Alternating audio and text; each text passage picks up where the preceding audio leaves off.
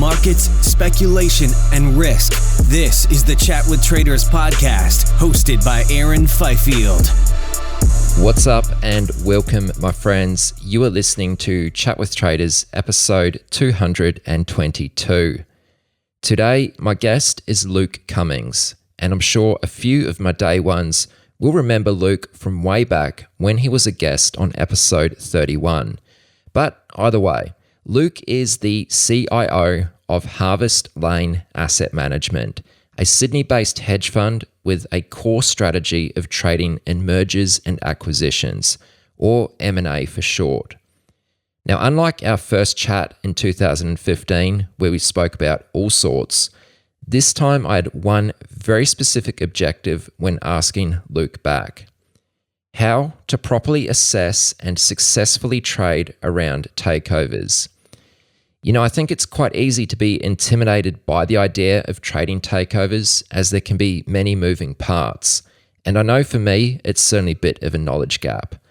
But as there are plenty of professional traders out there who have built their entire career solely on takeovers and merger arbitrage, I feel it's worthwhile to at least gain a base understanding of how these deals come together and how to spot potentially profitable opportunities when they exist. Believe me, Luke does a phenomenal job of explaining the entire process, from the point of when a takeover bid is first announced to the market, right through to completion. I learned heaps, and I'm confident you will also. Folks, I'm pleased to present Luke Cummings. You know, I am actively trading, mostly day trading, but obviously I'm seeing all the announcements that hit the market throughout the day and sort of pre-market, etc. And as you're well aware, these announcements come out about takeovers, etc., and these deals happening. I very rarely trade around these events, mostly because I'm pretty clueless about, you know, the ins and outs of how it all works and where there's kind of an opportunity to be had, and if there is an opportunity to be had. Sure. So pretty much when I see these kind of announcements, I just ignore them for the most part, which means I'm probably ignoring some good opportunities from time to time. So I'd just like to speak with you kind of about how you assess these potential opportunities around takeovers, how you initiate a position. I guess then we'll go into, you know, how you manage the trade and news flow which comes out, and then obviously the back end, like exiting the trade. So, you know, let me put forward a scenario to you. So you get to the screens tomorrow morning, market hasn't opened yet, you're just sifting through the pre-market announcements. You see company ABC has made a bid to take over company XYZ.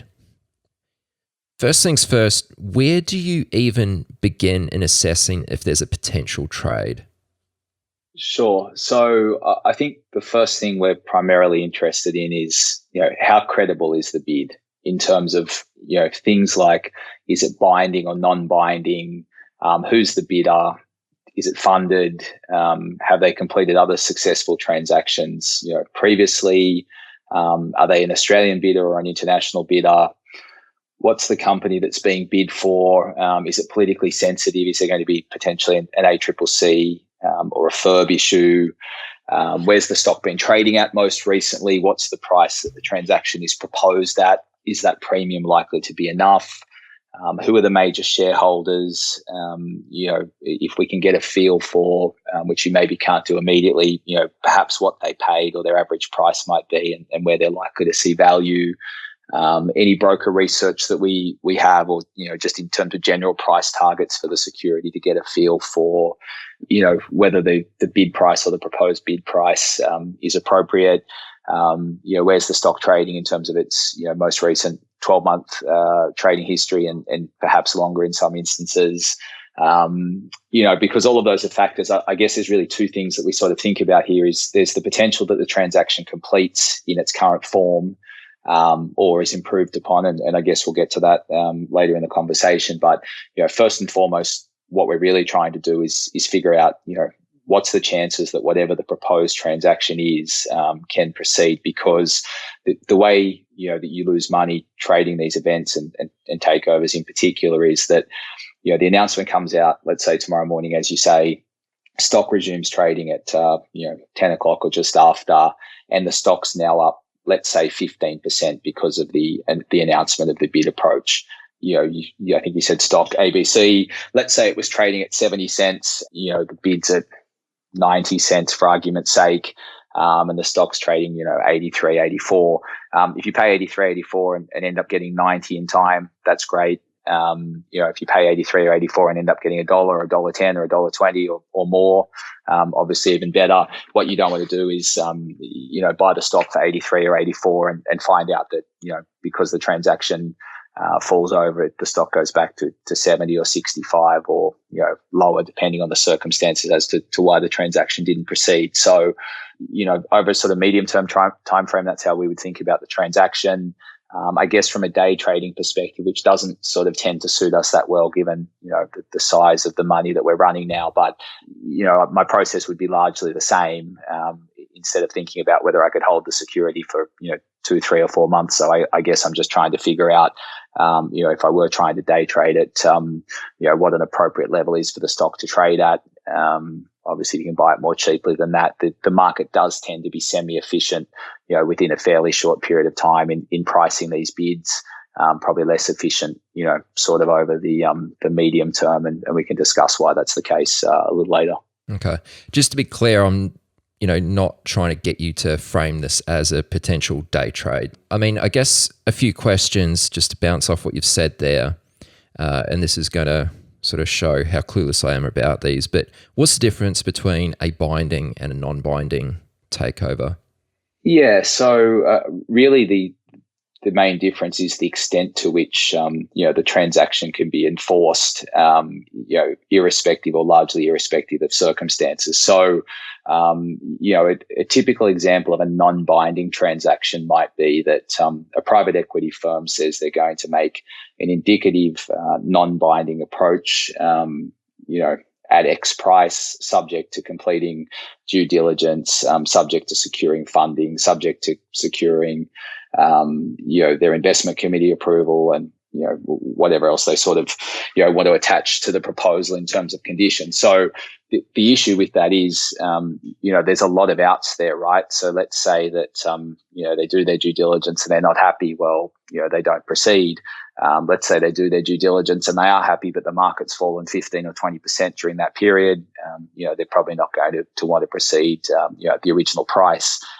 Perhaps they can get funding, but it's convenient to say that they can't because they don't want to proceed with the transaction. So, in that situation, the private equity firm or the bidder, really is just getting the chance to have a free look at the books and, kind of understand what the company might be worth.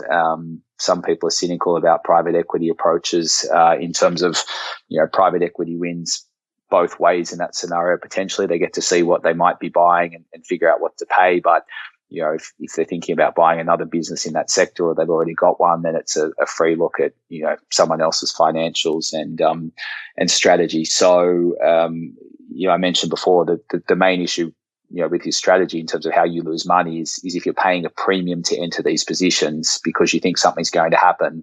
And then that, subsequently fails to eventuate. So, contrast that, something that's binding is once, a firm, implementation deed in the case of a scheme of arrangement or a binding takeover bid, in terms of a takeover. At that point, there's a lot less conditionality typically around, whether the transaction proceeds. So once it's a binding and, whether it's agreed offer or not, once it's binding, you have a lot less outs if you're the bidder. So if the market falls and you haven't specifically said that's an out clause for the transaction, then you need to proceed with the transaction on that basis. If your funding falls over and you haven't made it conditional on funding, then too bad. You need to find a way to, to proceed with that transaction. So I guess what I'm saying is it's, from a risk reward perspective, you're sort of eliminating certainly not all of the downside, but a lot of the downside because you have a legally enforceable contract in place. Probably not dissimilar to if you own a house and someone makes an offer to buy it. A verbal offer, I would say, is very different to a written contractually binding offer. That's in layman's terms how you probably think about it, I guess. If it is a non-binding offer, are you going to disregard a potential trade around this, or are you going to manage it somewhat differently? Yeah, it's a good question. Not necessarily. I think certainly we're much more cautious on non-binding transactions, than we would be on binding. But some of it comes back to what we were sort of discussing before, right? So, who is the bidder? Now, if the bidder's a private equity firm, they're the type of bidder that's most likely to walk away from a non-binding transaction. It's not necessarily just non-binding transactions that we're cautious of. Some years ago, there was a trend in the Australian market where you had lots of Chinese bidders, bidding for assets in Australia, seemingly binding in a lot of instances that they would typically find a way to get out of, and it was very difficult for Australian target companies to enforce that. So, we're trying to figure out. Someone like Wesfarmers, for example, when they make non-binding offers, have historically had a history of going binding. Some of the, like big Australian super funds, like Aware Super being an example, not a super fund, but Mira being Macquarie's infrastructure and real assets arm. I think as much for probably corporate reputation reasons, they're more inclined once they've, put into the public domain that they're looking at an asset to proceed, with the proposed bid. So that's definitely a factor, I guess, in our thinking. Also, it depends, I guess, on, the stock itself and whether we think it's in play, whether we think it's cheap, whether, there's a potentially large kind of pool of counter bidders, I suppose. We had a transaction, it's actually still ongoing in a company called Think Childcare, TNK is the ASX code. The initial approach late last year was, I think, at $1.35 initially, which was non-binding. We sort of thought that the stock was worth probably $3 at that stage, just, on some back of the envelope calculations we'd done against comparable companies, which seems a little silly to say when the bid's at $1.35 and the stock had been trading about $1 prior. At that stage, we thought it was sort of worth, dipping our toe in the water. It was a credible bidder who was an industry player. So typically if you're getting a corporate buyer, so in that instance, another childcare player, the chances usually that they proceed with non-binding transactions such that they become binding is higher. So in that situation, there was a non-binding approach. We took a smallish position. Then there was another non-binding approach from a second party. And then obviously that case, in that instance, that's de-risked somewhat anyway, because all of a sudden now you don't have one non-binding approach, you have two non-binding approaches. So technically, I guess they could both fall over, but it's less likely, if you've got two bidders that they both disappear. As it turned out, there were a number of sort of subsequent bids, all non-binding at that stage. And who appears to be the winning bidder now has since gone binding just recently.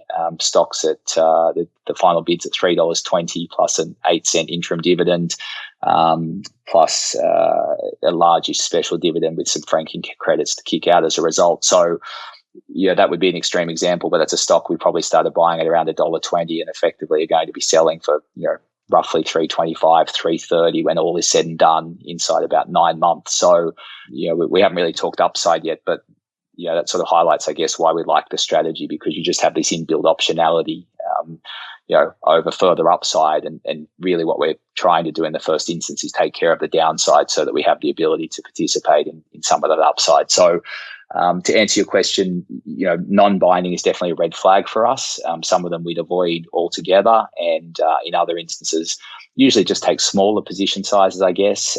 As much as I say we don't really think about trading these things, maybe sometimes a 15 or 20% discount to the implied bid price might be too large, even from non-binding transaction.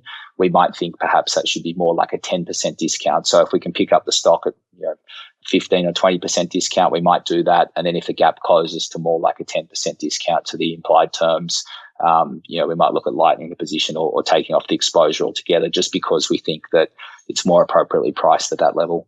Okay. One other thing you pointed out that you'll look at when assessing the initial takeover bid is who are the major shareholders of the target company. So how do you, I guess, assess? You can look and see who the shareholders are, but how do you actually extract some meaningful information from that?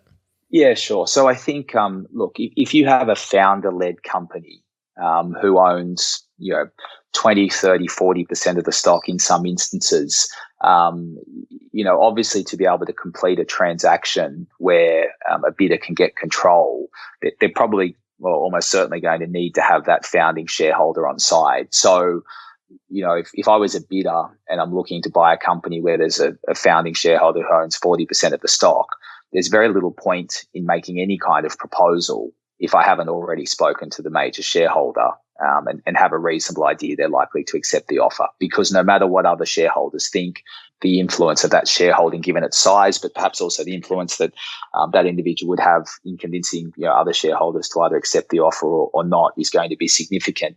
On the other hand, if you're looking at a register that we consider more wide open, so let's say there's not really any one shareholder that owns more than 3 or 4 or 5% of the stock, then not any one of those shareholders in their own right has enough of a stake in the company to prevent an offer from proceeding, even if they're not that happy with it. So also, fund managers more broadly, depending on their strategy, they tend to make, in nearly all instances, sort of less noise about valuation, are unlikely usually to turn down reasonably priced bids because I guess they have sort of a shorter term focus or mentality in many instances, despite what they might say. They're still obviously judged by monthly, quarterly and yearly performance, whereas I think a founding or a founder shareholder sometimes is looking many years out into the future. So that's quite important to sort of understand, I guess from two perspectives. If that founding shareholder's on board with whatever the proposed transaction is, it's highly likely to go ahead in its current form. If they're against it, then it's highly unlikely to go ahead in its current form. Now, that could be good or could be bad, because if the buyer wants to own that company badly enough, then they will know that they're going to have to pay more and they're going to have to deal with the founder. And in that situation, if you're a shareholder, that's going to be to your benefit. If they are not happy to pay the price that the founder is demanding, though, obviously in that situation, the takeover is likely to fail, and you're going to see a fall in share price as a result. So, I guess like trading more broadly, you get a whole lot of signposts, I guess, in terms of how you might deal with certain things. And we certainly have fairly extensive checklists in terms of how we think about deals and position sizing in each of those deals. But unusual things, I guess, can happen, good and bad. So I can't really sit here and tell you that, there's one sort of hard and fast rule that will always work or always not work. I think it's just more of a case of trying to, get an edge by tipping the odds in your favor. And the example where you do have a founder who is a major shareholder of the company, owns a large percentage of the shares on issue, how do you have any insight to whether they are on board or opposed to the takeover bid? Yeah, so often if they're already on board, the company making the approach will announce that they've spoken to the founder and that they've agreed in principle to support the transaction. So, obviously if that happens, that's a very good indication from our perspective that that price is acceptable to the founder, subject to other sort of conditions. And as we discussed, whether the deal's binding or not, we can have more confidence that if that deal can be made binding, that's likely to proceed. The other benefit of that, of course, is that any other bidders who are potentially watching from the sidelines also know that that price is acceptable to the founder. So they know that if they're willing to pay more than that, then that the company's in play. And if I use an example there, so Mainstream Group, MAI, is the ASX code. They recently, earlier this year, announced a transaction at $1.20 per share that the major shareholders, many of whom were management, had agreed to support in the absence of a superior offer. But they also had what we would call a go shop clause in their transaction document. So usually when a bidder approaches a management team or a founder, they will say, we'd like to buy the company, and, you have a restriction hereafter on your ability to go and try and solicit another buyer. So if another buyer comes along, that's fine, and you can deal with them. And meet your fiduciary duties as your role as directors and management, but you can't go out and try and solicit further offers. The difference in the case of Mainstream was that they were allowed to go out and solicit additional offers within, I think it was a 2-week period following the earlier announcement of the deal. Through a series of counter bids, the final price was actually going to be $2.80. So they started at $1.20. Management were happy to support it at $1.20, but they wanted the ability to go and find a better offer potentially. And as it turned out, they found a series of better offers and settled eventually at $2.80. So that for us at the time was almost the perfect transaction, in that it was an agreed deal at the time. Management were willing to support it, but we knew they'd also be trying their best to get a higher offer. So that was a transaction that was really very much overlooked by the broader market, that for us was an absolute no-brainer to be buying near $1.20 at the time, knowing that it was very highly likely to go ahead at that price, but that we may end up with better terms, which is, of course, subsequently what happened. Is that somewhat of a rare scenario? Because if management's coming out and saying, and management being also major shareholders, saying that they're willing to, support a takeover bid at $1.20, it seems like, why would someone want to pay, substantially more than that? Like, what did you say, $2.80? I think it's a massive jump.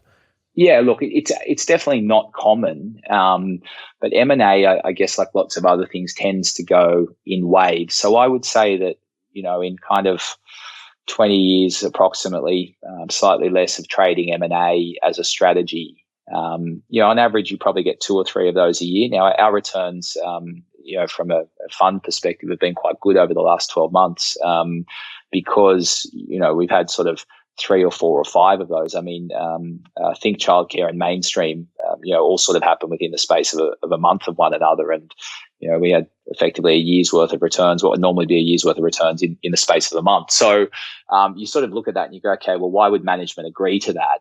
If they're looking for a liquidity event, perhaps they've got, lots of their own wealth concentrated just in that one position. Perhaps they're getting towards the end of, their working life and they're starting to think about retirement or doing other things. They may be perfectly happy with that price, knowing that if there's someone else out there who'll pay more, that the process should uncover that party, and in particular by negotiating the go shop clause, which I would say was quite astute on their part. Sometimes people need to know something is for sale, in order to be able to buy it, and I sort of mentioned the analogy of owning a house earlier, and a contractually agreed offer in writing versus a verbal offer. If you think about going to an auction, right, you set a reserve price, and I guess the property market in Australia at the moment is a perfect example of that. You might have a reserve price on your house of $4 million, and it ends up selling on a day for 6.1. Now, presumably you were happy to sell your house at 4. And everything else you get over that is a bonus. And in the same way, I think you go to auction and don't really know for sure what any party might be willing to pay on any given day. That's sort of what we're trying to do here as well, right? So we're trying to make sure that anything that we're in, that there's a really good chance that it's going to sell. So I guess effectively that, continuing the analogy, that the reserve price is met, and then everything else after that's just pure upside. And that's actually the hardest part to forecast. It's actually reasonably easy with experience to figure out which deals are most likely to fall over and not proceed. It's actually very hard to know which deals are really going to turn into great trades, because you just don't always have the information of knowing who else is out there that may be willing to pay more than what's currently being contemplated. Right. That's a really great example. And something you said there actually You said, maybe management is waiting for some sort of liquidity event. They have a lot of their own personal wealth tied up in this company. It's not easy to get out of. Something like this is a sort of perfect exit for them. I guess, how important is it for you to kind of understand the story behind the takeover bid? I mean, that's just, I guess, one potential example, but often, with these takeovers, there's kind of a bigger story at play, right? Yeah. Is that something that you try to understand? It's important when assessing the deal? Yeah, look, I think so, albeit that you can't always, right? I mean, I sort of think of this as like playing a big game of poker in terms of, when you're sitting at the poker table and depending on how experienced you are, you obviously start to, tell yourself stories or hypothesize about, what other players at the table might have based on, their actions up to that point, right? Now, obviously it's only a signpost and, a player may be giving off signals that are accurate if they have a tell that you've picked up on, or you've observed a pattern of certain behavior over time. But they also might be trying to represent a certain hand or represent a certain position or strategy that they want you to believe is happening but isn't actually happening, right? And I think there's a bit of that in M&A as well, depending on who the players are. You can sort of start to hypothesize and put together a bit of a story about what you think might be happening. It doesn't always work that way, right? I mean, a lot of the media that you see, around takeovers and, the bidder's doing this or the target's doing this or there's this potential counter bidder waiting in the wings. I mean, a lot of that is, planted by either the company or the company's advisors or the bidder's advisors or a shareholder who, all have some kind of vested interest in trying to represent a certain position. So, I think sometimes it's quite straightforward and easy to kind of try and figure out what the narrative is that might be driving the takeover. Other times I think it's more difficult. We find we have a lot of success probably in smaller companies. So anything from kind of, let's call it $30 million market cap up to, $500 million, maybe $800 million, where, the parties involved, the advisors they use might not be as sophisticated. The management team involved or teams, may have been involved in very few M&A transactions, either as buyers or sellers over the course of their careers. You usually have better accessibility, as a shareholder to be able to talk to, both management teams and both sets of advisors, in that situation. When you start to deal, and it's inefficient. I mean, most people, there wouldn't be many professional funds who, are doing the work that we're doing in that area. And I would say there's certainly not a lot of, retail traders, who are making the effort to kind of do that. So once you sort of start to get into bigger transactions where, market caps $1 billion or more, that obviously opens the pool, potential participants, from a fund manager and hedge fund perspective, because those stocks tend to be a lot more liquid. They tend to be better researched.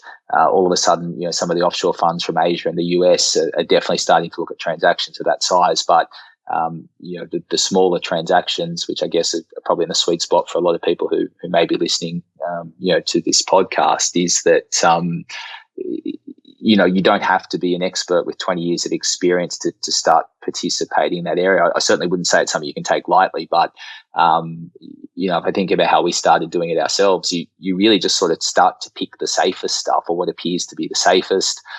You absolutely follow along transactions that, you may not even have decided to participate in, just to get a feel for how they work out. There'll always be something every year, you find something or see something you haven't seen before, or perhaps you weren't aware of. The way that bidders approach certain things changes in certain market conditions, and likewise the way targets approach it. So I'd say it's a very daunting, strategy to trade, an area to start looking at, initially. But I guess like most things, once you sort of observe it enough, you start to pick up patterns. You start to remember, certain things that happened last time that might happen again. So, and it's a great diversifier. I mean, you said before that, you were day trading. I mean, we obviously spoke once before, and really that was, at least part where my career started out as, trading very short term. And I think that in time, as you do more of that, and as you start to accumulate more assets, you sort of, you almost need to look for those longer term or swing type trades. I always had a bit of an aversion to, just being long beta. I like the idea of generating, alpha rather than just relying on the market to do the heavy lifting for you. That's probably more a personality trait of mine than anything else. So, this sort of really fits the bill well for us as, a way to trade on a longer term basis. And, that's sort of where it all evolved from for us, I guess. Yeah, exactly. I mean, like I said right at the start, I mean, my motivations for reaching out to you and asking you more about this particular subject is kind of selfish because, like I said, I see these announcements coming out, and at the moment I just go, yeah, too hard basket and move on. Yeah, which is fair enough. I think and we can maybe talk about, there's some signposts where if I were in your position, that I'd be looking for in the first instance. And I think you can avoid not to do you can be content not to do a lot of them to avoid them, because you're not doing any of them at all at the moment. So, if you wanted to start doing them, you just dip your toe in the water with the kind of safest, simplest ones so that they're easy to get your head around and, just build from there, right? I mean, it's like all of us placing our first trade, whether it's M&A or day trading or anything else. Ideally you don't go all in, at your first attempt. So that's how I encourage you or anyone else to start thinking about it. Absolutely, yeah. Can we talk more about the premium? So the bid price of the takeover.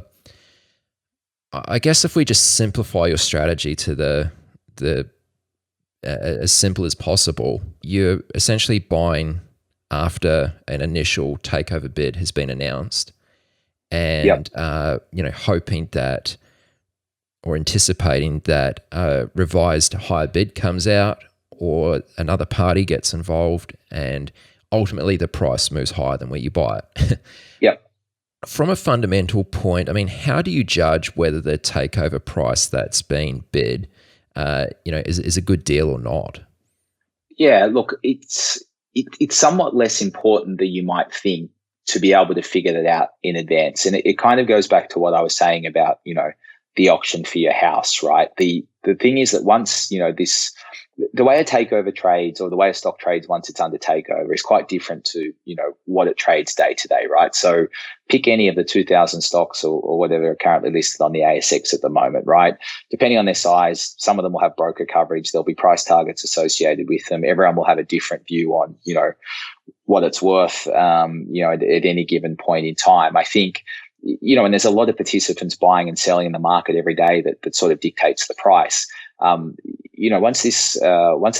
the takeover transaction is announced, and especially if it looks likely to complete, then, to some extent what something is fundamentally worth doesn't matter as much, because it's just going to be a matter of, what is something worth to that particular bidder on that particular day. So if we go back and talk about Mainstream, the reason the price got so high there wasn't, I don't think, because Mainstream was worth anywhere near, $2.80 per share, and certainly not on a standalone basis. But you had two offshore players in the same industry who are looking to establish more of a toehold in the Australian market. And, Mainstream is a reasonably big player in the funds administration business. They have Magellan as a client, major client. They won business from Pendle recently. A lot of big managers are using Mainstream now. So, that was sort of bought for strategic appeal, I guess, as much as anything else. And very few people would have been able to justify paying that price. But if it fits in with your, sort of corporate expansion strategy for an offshore player, then that makes sense. I think the best transaction still that we've seen, at least that I can recall seeing over the last 20 years or so, I guess was around 2009 or 2010 when coal seam gas stocks were quite popular. Pure Energy, I think the first bid from memory was $1 and it ended up being $8 when it was all said and done. Now, wow. There's no way when that bid gets announced at $1 that you ever in your wildest dreams think that's going to $8. We've seen ones that, start at like $3.50 and go to 11. 450 that go to 9. Obviously, mainstream, I think childcare were good. I'm not sure that any of those settled near where their fundamental value was. I think where fundamental value is more important is, let's say you have a property trust like an A-REIT, and they're regularly updating NTA, and they say that the value of their property assets is whatever, $2 a share, right? There's going to come a point for any bidder where, I don't know if it's a $2.30, $2.40, $2.50, maybe not even that high, but where the strategic value of that portfolio of assets is exhausted, and you just can't pay that price, right? If you contrast that, a property trust like that, you can get a pretty good feel for the value of assets.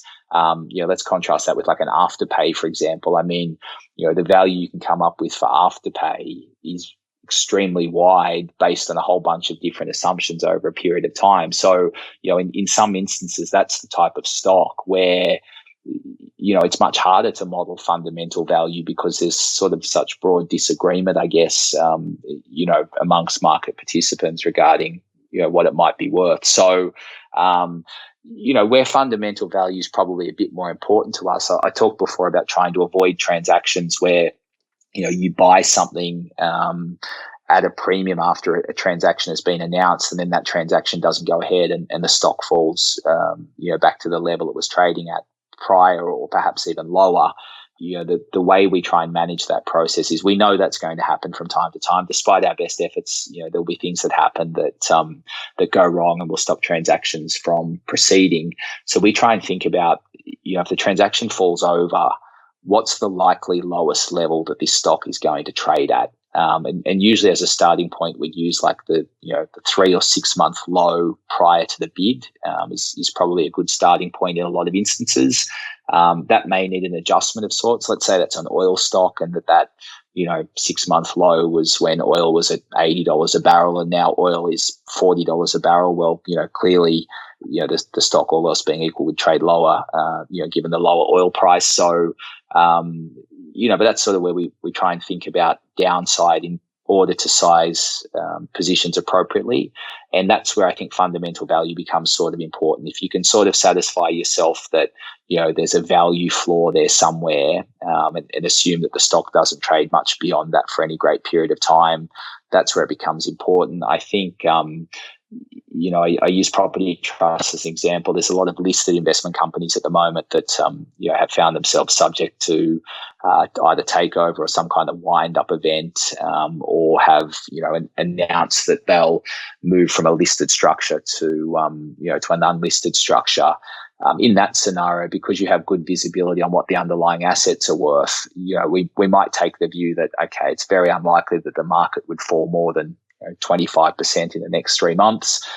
We might assume that worst case scenario, we'd be exiting the stock 25% lower than where we're buying it, and then build out our position sizes accordingly. So I think it's absolutely important to have some idea of, kind of worst case scenario value for a lot of these things. But, we tend to be less concerned about trying to value what the upside might look like because, frankly, frequently we're surprised by where some of these things end up. Sometimes you think, wow, that bid's way too cheap, and, they'll have to get an improvement in terms, or there must be another bidder who'll buy that, and it doesn't eventuate. And other times you think, wow, that's a crazy price. There's no way that, someone will bid beyond that. And they do. I mentioned that stock before that, I'm pretty sure it started at $3.50. It was a mining services company called Ludwig Group a few years back. And I think the stock was trading at about $1.75 when the $3.50 bid was announced. So that's a 100% premium to where the stock had been trading at the time. And then, went on to, I think, finish at like $11 or $11.50. Now, that was also a founder-led stock. It was a bid at 100% premium. Everything about the way that was structured at the start would tell you that was a very full price, and there was very little chance that someone would pay more than that. And yet someone paid, 350% more than that, as it turned out. So that can be a bit harder to model. Yeah, that's massive. One of the other parts which comes along with the initial announcement is obviously the terms of the deal, and I understand this can vary quite a lot. There's, I guess, getting shares in the company, which is trying to take over the target, getting a cash payout, getting all sorts of different things. Can you speak to that a little bit? Like, are there terms of the deal which are more preferable for you, things which you tend to stay away from? Yeah, look, it's a great question, and yeah, absolutely, there are. So I think the absolute most watertight, ironclad best scenario for a bid is an unconditional bid, right? So as the name would suggest, no matter what happens in that scenario, the bid is binding and enforceable anytime up to the offer close date. Often in that case, the bidder might sit in the market. So let's say we'll use ABC again. So it's $1 bid, and the bidder comes out and says it's an unconditional cash bid at $1, and they're going to sit in the market. So on the bid side of the market at $1 for the duration of the bid period. For us, that's a perfect transaction where if we can buy the stock at $1.50, $1.01, $1.50, $2, we're very happy to do that. And you might say, well, why would you pay $1.01 or $2 for something that's bid for at $1?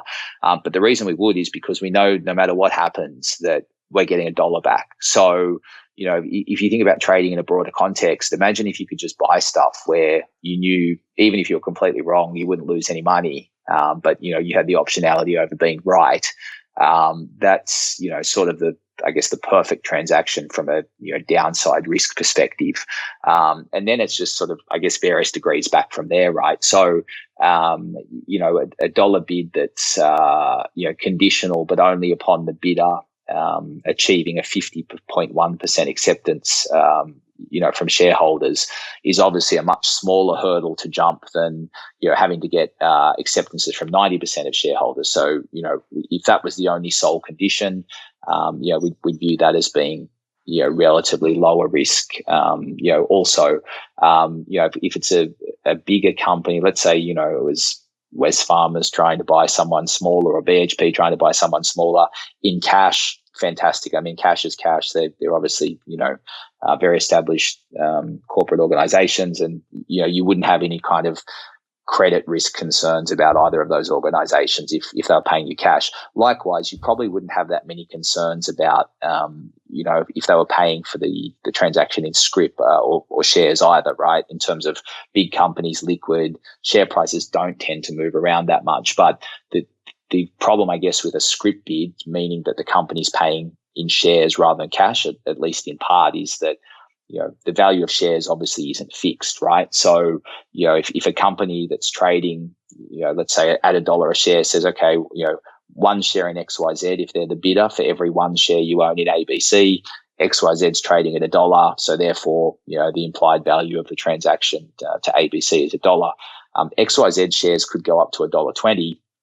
And obviously then the see-through value for ABC becomes $1.20, but XYZ could also go down to 70 cents, throughout the period, which means that then all of a sudden the transaction's only worth, 70 cents to ABC shareholders. So, scrip bids in and of themselves, aren't a problem. And in some ways we prefer them because if you can hedge the value of the transaction, in that case, you'd be, borrowing and shorting XYZ, and buying ABC.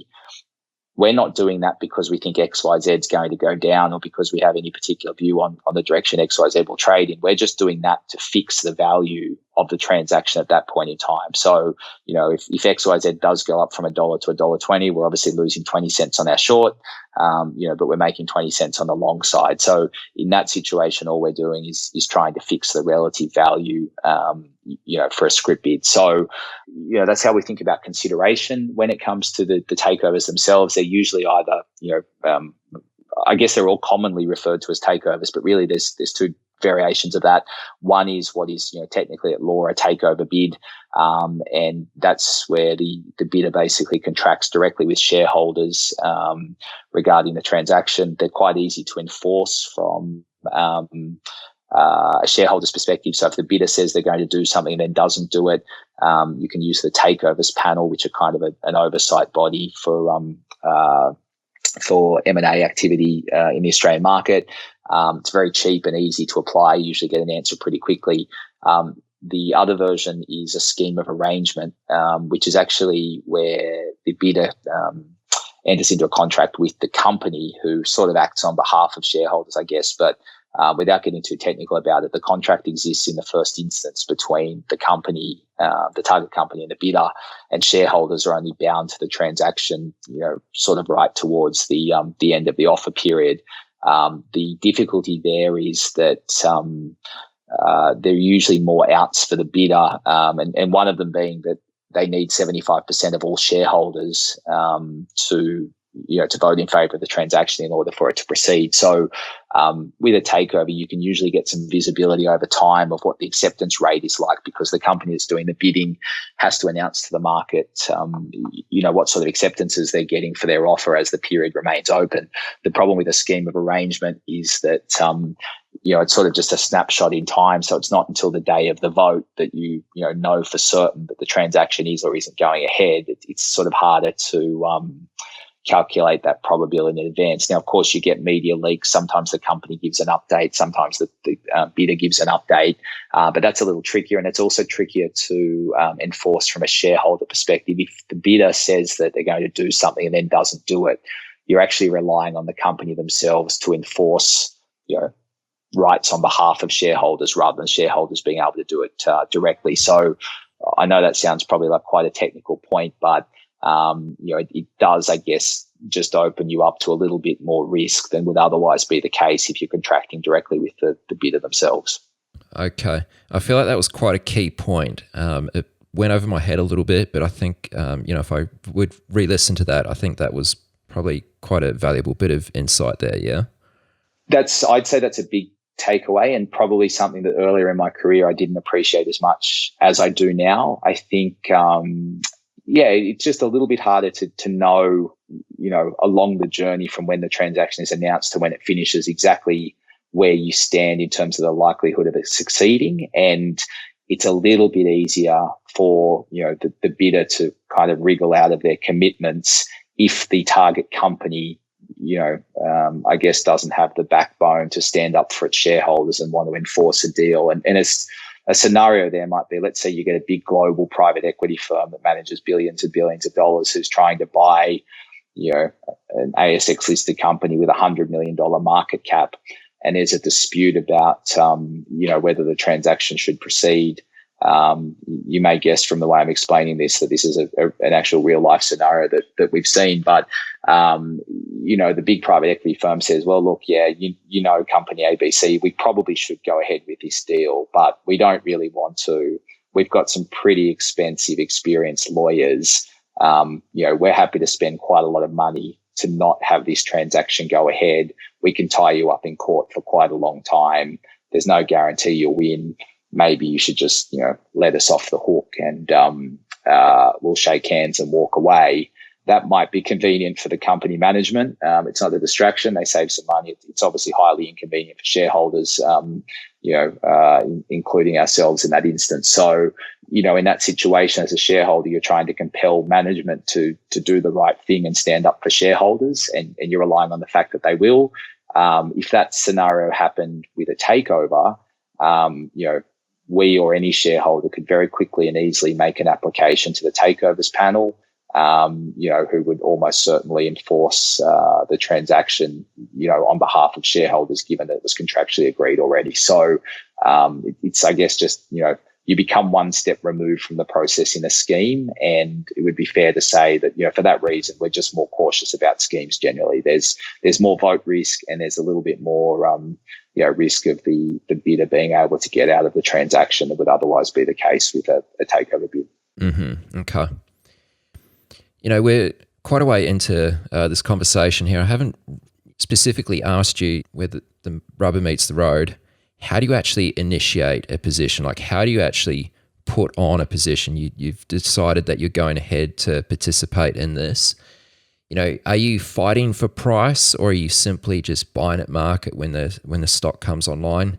How do you go about putting on your initial position? Yeah, sure. It's a good question. So I think, after we've kind of gone through our checklist of, all of the things I kind of talked about before: binding, non-binding, regulatory risk, funding risk, bidder, target, shareholders, etc. We're sort of scoring that out of 100. So we think of 100 as being a full risk position size, I guess. And the key here, obviously, if you can, is that you want to have a bunch of different transactions in your portfolio that are all being driven by completely different factors, right? That's why M&A, tends to be uncorrelated, for the most part to broader markets, because once these stocks have a transaction pending, the stocks and where they'll trade thereafter are much more, or that process is much more driven by developments in the individual deals rather than anything that's happening in the broader market. So our portfolio would look like a bunch of different transactions that we think of 100 as a full position size, and then anything sort of scaled down from there. So something that meets a lot of our criteria, but not all of it, might be what we would think of as a half risk position, which is scored roughly 50. We don't tend to go below quarter risk position. So sometimes, and that might be a scenario we talked about before, where there's non-binding transaction but with a credible bidder, and where we think the stock looks cheap, we might have on a 1 quarter position size. So our process is figuring out, okay, where are we likely to have to buy this stock when it reopens? Where do we think that the stock will trade, worst case scenario, if this deal falls over the next few months? And we see that as being our, loss per share, if you like. And then we just divide the loss per share, amount into the dollar amount we're happy to risk on that particular transaction. And the dollar amount, is obviously a percentage of our portfolio as we see risk. And that tells us how many shares we need to buy. So we'll also have a view, on where we think the stock should trade after it reopens. So, I mentioned before an on-market bid that was unconditional, and the bid is sitting in the market at $1. Well, you're never going to buy the stock for below $1, right? You're going to have to pay more than $1 to get set in that stock. So whereas if it's conditional in some way, so binding but conditional bid, you might be picking the stock up for 96 or 97 cents, 95 cents in the market. So you sort of asked me about how we kind of try to deal with how we buy them. If wherever the stock is opening looks far too cheap to us, we'll probably buy it more aggressively than we would otherwise. If we think it looks a little expensive, and that's not a fundamental call, that's just sort of more of a experience call around the type of deal structure and what we think, the appropriate discount or premium is based on what the deal looks like. So if it looks a bit pricey on that basis, then we'll probably buy a bit less. But, I guess the truth is, like probably a lot of fund managers and hedge funds do, when you've got sizable orders, you're kind of just trying to split them up over a period of time, knowing that you'll never get the absolute best price, but you'll never get the worst price. And you just sort of, so we'll have a limit in mind that we won't pay above in any circumstances. And then, we're just sort of trying to backfill from there really. But that's sort of the process, right? And usually we want to be there, at least in some part, within the first sort of hour or two of trade, and certainly over the first few days. If we think the stock's traded a little bit too high relative to where it should be, often sometimes if you wait a week or two, it'll kind of, some of the enthusiasm will come out of it. So again, not a hard and fast rule, but that's sort of how we think about it. Okay. Can you just speak about that a little bit more? Because I think this could be a bit confusing. I know I've often sometimes wondered this, and I guess the answer is maybe somewhat obvious, but if there's a takeover bid for $1 and the stock comes online, let's say at 95 cents, or maybe it comes online above at $1.05, like what can you take from that? And what is the market trying to tell you something there, or has the market just got it wrong and priced it inefficiently? Is there something that can be taken away from that when the price is opening, and I guess not just the open print, but how it trades, over those first few hours, if it's, above or below that takeover price? Is there some information you can take away from that? Yeah, look, I think there is, absolutely. So, and again, there are always exceptions, but a stock trading at 95 cents with a bid at $1, I guess tells you that the shareholders who own that stock, either think that the transaction's not going ahead, not necessarily think that it's not going ahead, but they're probably thinking about it in probabilistic terms, right? So if they only think it's kind of 65 or 70% likely that goes ahead, depending on where the stock was trading prior, they might be happy to take 95 cents and move on. If it's a stock they've been in for a long time that's not liquid, they might be happy to take a slight discount to bid terms. If they've got a better use of funds elsewhere, so it's now well and truly exceeded their fundamental price for the stock, they're happy to sell it and reinvest it elsewhere. If it's a big position in their fund, maybe they've now hit a position limit about single stock concentration, and certainly that was happening in mainstream, we observed, just because of how much it increased in value. So those parties need to sell as well. So you still do have that dynamic of obviously the price is set by buyers and sellers and their various motivations.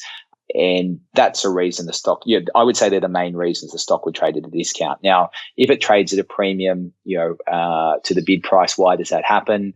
It could be existing shareholders or new shareholders saying, hey, that looks way too cheap. So, we're happy to pay above $1 because we think it's very unlikely that that's the final price. I'd say often that's an existing shareholder driving that. They're sort of sending a signal to the bidder, which is, hey, if you want to buy it, you're going to have to pay more because we'll happily pay more ourselves. A big factor in markets at the moment, is the extent to which the stock has been short sold. So, a short seller's worst nightmare is that you're short a stock, and then it gets a takeover bid at like a 30 or 40 or 50% premium. Now you're scrambling to cover your position, and anyone else who's short's probably doing the same. And then you throw in the fact that there potentially be funds like ours who are buying the stock because we want to establish a position. You sort of regularly see that, and often we're talking about how do we decide when to buy, and how do we kind of space the order out over time. If you see a short sharp spike like that, and you can usually observe that pre-open, I'd be checking, and we do anyway, but just checking what the level of short interest is in the stock, because if you have a lot of shorts, typically you'd see a bit of kind of early scrambling to cover buying, I suppose. So that's in a situation where I guess the bid is unconditional. If it's when the bid is conditional. If the bid is unconditional and the buyer is sitting in the market at $1, then if you see the stock trading above $1, it's only because people are, kind of being cute, as I described before, where you sit there and you're happy to buy the stock at $1.50 and $1.01 or $1.50 because absolutely that your risk is contained at $1. So in that situation, I think it's less of a signaling mechanism and just more a product of circumstances. You take lots of trades if you knew you can never lose money on them, right? Yeah. What does it mean? Because sometimes these deals are quite spread out in time. Like, a deal might take, I don't know, you have a better idea of this than I do, but let's just say 6 months to take out. So from the time of it initially being announced to the point of the change of control takes place. Yep. What happens if, say, just sticking with this example, the bid's $1 and over time, so say 3 months have passed, there hasn't really been too much news flow around the takeover, and prices slowly started to drift either up or down. I mean, what does that mean? Yeah, so let's use the price drifting up example first. So a bit less relevant now given how low interest rates are, but one of the reasons for this sort of discount to the bid price, that exists is it's a time value of money thing, right? So, if I'm expecting to get $1 in 6 months' time, then, what's the price I would take today to have the money, in my pocket rather than tied up for another, 6 months, right? So part of the discount is definitely driven by that. And if you thought that was the only cause of the discount, then what you should see is, let's say the bid at $1 is announced today, stock trades at 95 cents. In a month or so, it'll probably be 96. A month or so after that, it'll be 97, and, so on and so forth until it trades virtually at $1, at or near the close of the offer period. So that's a much more sort of, routine transaction, I would say, in terms of a takeover that's going smoothly. If the price drifts, it's certainly something that's worth investigating further, because what I've just told you is that price gap should close rather than become larger over time. So if it's becoming larger over time, it's really because, I guess people's conviction about the likelihood of the deal completing is waning. So, perhaps it's a takeover and the bidders lodging their acceptances and as time goes on, and we know that they need to get to 90%, by the end of the offer period, and they're just not making any headway. They're just gaining no traction. And, they haven't specifically said as much, but they've sort of indicated that, they're very unlikely to increase their offer, and people start to form a view about, the deal not proceeding. So they're not going to get the minimum acceptance levels they require. Stock's going to go down as a result. And you're better to take the money and run now rather than wait for that to happen. So, as you would know, and especially at the smaller end of the market, and especially, given some of these stocks are relatively inefficient once they become subject to takeover, you can't always read too much into either one, right? So the stock going up prior to, let's say the scheme meeting date or the offer close date, I'd say, all else being equal is a positive, but there's no guarantee. And likewise, I'd say a stock going down, something we observe a little bit is if there's, a non-binding deal that's subject to due diligence and the, end date for when they announce due diligence would cease is approaching and a deal hasn't yet been announced, often the stock will start to drift then because people think, we're getting really close to the end. This might not be going to happen. Now, the difficulty with that is that I would say just as often that period expires and a deal is announced immediately thereafter, versus, the period expires and no deal is forthcoming. So that's actually quite difficult to price. But in both transactions that work and don't work, you typically observe that drift towards the kind of end of that, exclusivity due diligence period, just because people, I guess, become more risk averse on the basis that they haven't, yet had an update. So, like all these things, I guess there are exceptions to that, but that's generally how I think about the drifting of price, leading into the, the conclusion of the offer period. Just, what you mentioned before about time frame. Most transactions, if they're pretty simple, kind of 3 to 4 months is your standard time frame. Longer if you get more bidders involved, obviously, because that drags out the process. Sometimes longer if you need to get ACCC approval or FIRB clearance, or any other type of regulatory clearances if these companies operate in other markets. Just speaking about the timeline here, what are some of the key, I don't know, maybe not key dates, but key events maybe that take place between that announcement and, if the deal was to go through, the change of control. So, what are some of the like milestones that you need to be aware of during the process of the takeover? Yeah, sure. So look, I think if it's a non-binding transaction and they announce a due diligence period, then, obviously understanding when that's going to start and when that's going to finish, gives you some guide to when you might expect, an offer to be firmed up. If it's the scheme of arrangement I described earlier, there are certain dates. You actually need to get court approval prior to sending out the scheme booklet. You also need court approval to convene the scheme meeting of shareholders. And then after the meeting has concluded, if the shareholders vote in favour, you need the court to ratify the scheme. So there are three, key dates to be aware of. Obviously, the day at which the scheme meeting is going to take place, when the vote outcome, is very important. The date in that instance by which you have to have lodged your votes, is obviously very important. As a shareholder, you get to vote, for or against the scheme. If there's any kind of ex-dividend date, so that, if the stock was going ex-dividend, either just, as part of its sort of, ordinary course of trading that just happens to overlap with the scheme, or alternatively, and, as more often the case, if there's a special dividend or something associated with the scheme or takeover, obviously being aware of that date, is very important. I think if it's a takeover rather than a scheme, the offer close date is very important, obviously, in terms of knowing when that's coming up, knowing the date by which, it's a bit beyond the extent of this conversation, but there are certain dates by which if a bidder's planning to extend their offer, they need to give advance notice of that. So being aware of when that day is coming is important, because obviously if that day lapses or comes and goes without an announcement, that the bidder's not going to be extending or increasing the offer. So that's important.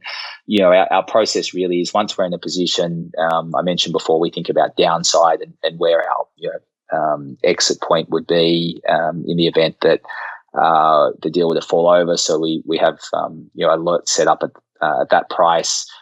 We have alerts set up for news, for any of the positions that we're in. Sometimes we have alerts set up for news for any kind of other companies that might be in that sector, to which the company that's the target of the bid is involved. If there's any sort of ACCC or FIRB consent required, then we're typically setting up an alert for that from those respective websites and or through Google. So and then we just have a calendar of key dates for every position that we enter into, so that we're just aware of where we are in the cycle for each of the respective transactions. I guess if you've got one or two, you can monitor that fairly easily. When you've got like 30 or 40 or 50 of them, you just need a slightly more systemized process, I guess. How important is it to have maybe not an extensive, but just a basic understanding of corporate law? So if you're trading takeovers in Australia, then corporate law in Australia. Because I know there are certain, things which apply around takeovers, such as, I'm pretty sure the party who is, launched the takeover bid can only revise their bid a certain number of times within a certain time frame.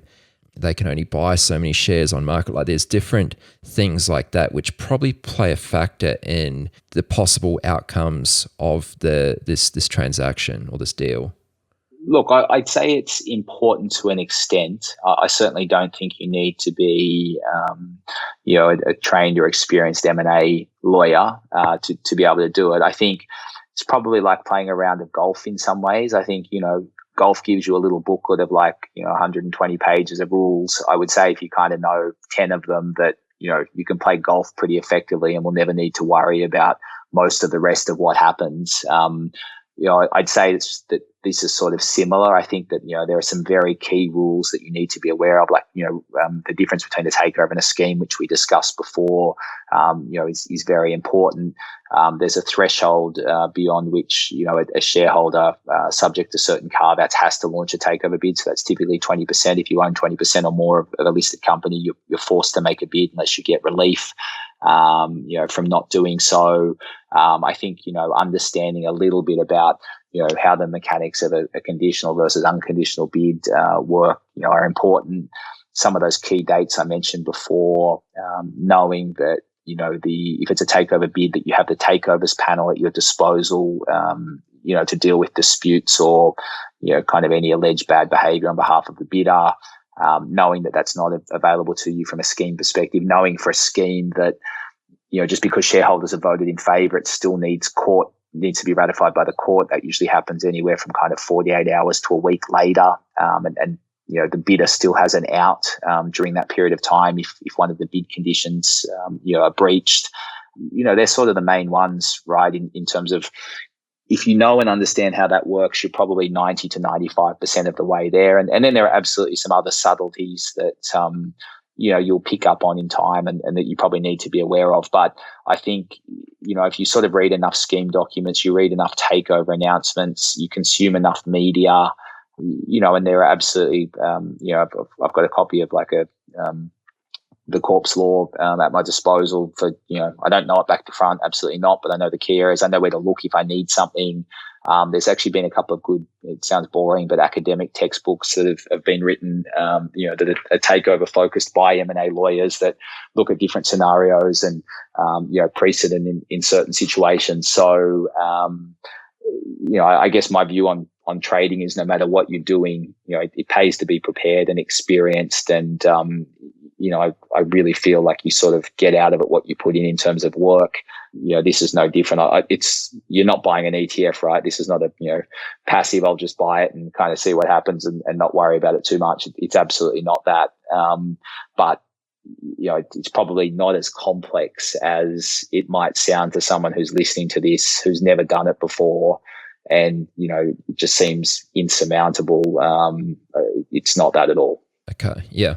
I mean, that go shop clause, I guess, is another thing which kind of falls under this category of knowing a little bit about the corporate law, which you explained earlier.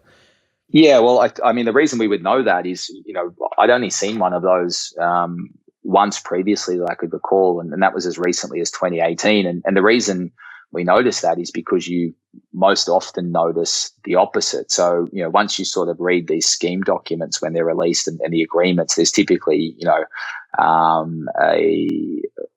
it specifically says that, management can't shop the company, right? So they've entered into exclusivity, and they're precluded from talking to other parties, or at least soliciting other parties. So that stood out to us more so, not because, we necessarily knew the law in that area or, had seen it before. It was more the absence of seeing it before that made us kind of pay attention and go, okay, wow, that's pretty different. Because as you'd imagine, a lot of these documents are pretty cookie cutter, right? So, that, 98, 99% of them are all the same. The value isn't in the sameness. The value is in identifying, things that are different that you wouldn't normally see, and that's work as well, right? Because some of these documents are literally like 120 or 30 pages, and you have to read through them all and know sort of what you're looking for and what you're not looking for. But, if I think about some of the best trades that we've ever done, and what the lead up to that has been, it's been discovering something in the way that deal has been structured that's very different,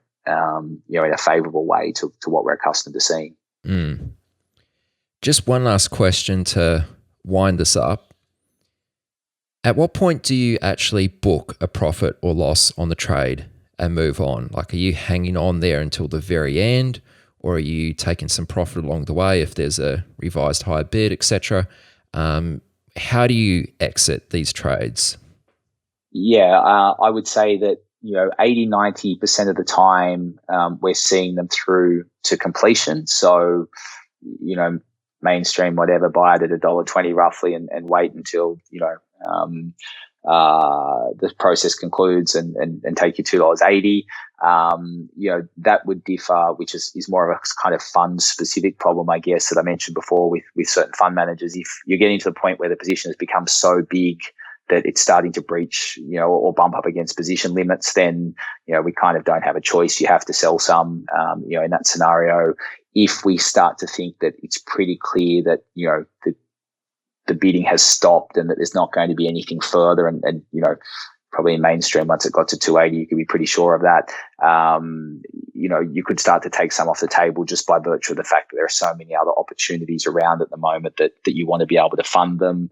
We would take some off if we thought the dynamics had changed a little bit. So I mentioned, much earlier in the conversation, sometimes we'll look at something and go, that just looks way too cheap relative to how we've sort of, scored the risk through that, matrix scoring process I was talking about. So in that scenario, we might buy something because it looks too cheap, but then, if it trades back to what we think is fair value at that time, we typically be taking exposure back off because we'd feel like we had too much of it. They'd be the main reasons. I think the other reason we might do it is sometimes when, there's 2 or 3 active bidders who keep driving the price up, you can get a situation where stocks start to get ahead of themselves a little bit as bidders anticipate, more and more higher bids being forthcoming. So usually if we saw a situation where the current share price is 10% above whatever the current best announced bid is in the market, usually we'd be taking some off the table at that point. And that's really just because often, and not always, but if you get a new bid, they don't tend to be much more than 10% above, whatever the last announced transaction was. And in fact, sometimes, kind of closer to 5 or 7%. So usually if you take some money off the table at a 10% premium to whatever's already been announced, obviously if there's no further improvement, then you're happy you sold. And if there is a further improvement, if you wanted to buy it back, you could probably do that at a price that's not particularly dissimilar, to where you've sold it. So, they're all reasons for us to take money off the table or when we'd sell early. But Surprisingly, some of these things trade at far too big a discount, even leading up to and including, the last day or two before they're suspended from trading and the transaction completes. So if you sort of, we think about a lot of things in annualized terms, what are we giving up here if we sell this rather than holding it on an annualized basis? Quite often, at the end of the deal, these things are worth continuing to hold because the return is still sufficiently good that you don't want to have to sell it before you get paid your scheme or takeover proceeds. Yeah, just one last thing. You mentioned in there, sometimes you can have the instance where you have another bidder come to the party and they keep sort of driving the price higher and higher. How often does that happen? Like, how often do you get a second bidder joining the party, or maybe even a third? I'm not sure. Is that pretty rare, or does it happen maybe more often than most people would think? Yeah, look, I think it's probably rare, but also happens more often than you might think. I think on average, over the last sort of, let's call it 18, 19 years, we'd have two that really kind of stick in your mind most years that tend to be really good, or two on average, I should say. So, we might do, at the moment, we might do 60 to 80 transactions this year. In any other year, we might do, more like 40. So let's say kind of 5% of the time through, any kind of economic or market cycle, we're getting two a year, but as I said earlier this year, we sort of had three of them happen in the space of a month, and our funds are up between like 7 and 15% for the month in, strategies that would normally do, 10 to 20% a year. So obviously that's quite unusual. So look, you actually don't need that many of them for this strategy, to pay pretty handsomely. Like you said before, you're obviously buying this stuff at 95 or 96, hoping that there's a counter bid at $1.10 or $1.20 or whatever. The reality is, we're absolutely always hoping for that. But, even if all you do is just keep buying stuff at 96 cents and getting $1, that's not terrible. That sort of tends to annualize out at kind of 8 to 12% per annum, let's say, maybe a bit lower at the moment because interest rates are so low. But you only need the occasional kind of mainstream or think childcare or pure energy that I mentioned before to really make a difference, on a yearly basis to returns. Because what we're really buying here are cheap call options, right? All we're trying to do is take advantage of the optionality that exists in most of these transactions. And it's just optionality that isn't priced appropriately. So if you thought about buying a whole bunch of cheap call options, they don't pay off, or they don't all pay off, but if you buy them cheaply enough, you don't need that many of them to pay off, for it to be a successful strategy. And that's really, in a synthetic type way, that's really what we're doing. We're just underpaying for the optionality that exists in these transactions. Yeah, absolutely. All right, Luke, I'm going to let you go and enjoy your evening. I was just thinking, though, you've mentioned mainstream and think childcare, I think it is, a few times. I know you sometimes write about these takeovers on your website, like in a newsletter for your fund. Is there any way we could... have you written about these, and is there any way we could include links to those in the show notes if you have done so? Yeah, absolutely. We've got a white paper that just kind of covers the basics of the strategy as we trade it. We publish all of our fund newsletters on our website. It's actually a couple of other books I mentioned earlier that I think are really good resources in this area if it's something that you're interested in. A couple of really boring legal type ones, but a couple of kind of lighter, more entertaining versions, if you can believe that's possible. So maybe I'll send you a bunch of different things following the call, and you can upload whatever you think is going to be of value. Definitely, yeah. Let's do that. I'll include links to all of that in the show notes. So, folks listening, you can find the show notes for this episode by going to chatwithtraders.com/the episode number. I'm not sure what episode number this will be right now, but that's where it'll be if you want to find it. Okay, Luke, again, it's been nice to chat with you. I can't believe it's been, 5 or 6 years since we first did this, but I greatly appreciate your time. This has been hugely insightful. Yeah, it's been really, really good. So thanks a lot, man. Aaron, great to chat as always. Good to talk to you. Hopefully not another 5 or 6 years till we do another one. All right. Talk soon, mate. Bye. All the best. Bye. You've reached the end of this episode of Chat with Traders, but rest assured there are more episodes loaded with real market insight and zero hype on the way soon. So to stay updated with each great new release, subscribe to the podcast in iTunes, and we'd love it if you'd leave a rating and review. We'll catch you next time on Chat with Traders.